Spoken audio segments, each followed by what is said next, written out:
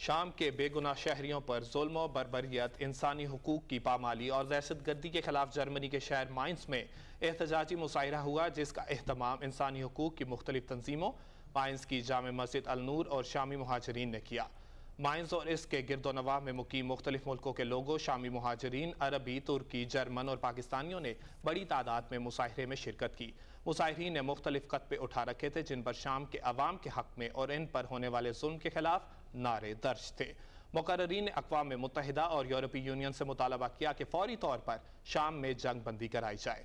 निहत्ते शहरियों, औरतों, बुजुर्गों और मासूम बच्चों के कत्लेआम को भी रोका जाए।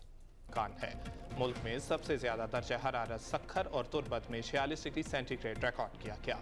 और आखिर में मुल्क के अहम शहरों के रिकॉर्ड किए गए ज्यादा से ज्यादा दर्जा हरारत की तफसील।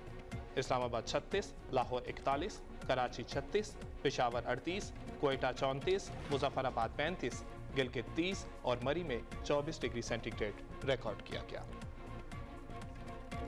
पीटीवी न्यूज से फिलहाल इतना ही। हमें हमारी न्यूज टीम का हमरा दीजिए इजाजत। अपडेट्स के लिए देखते रहिए पीटीवी न्यूज।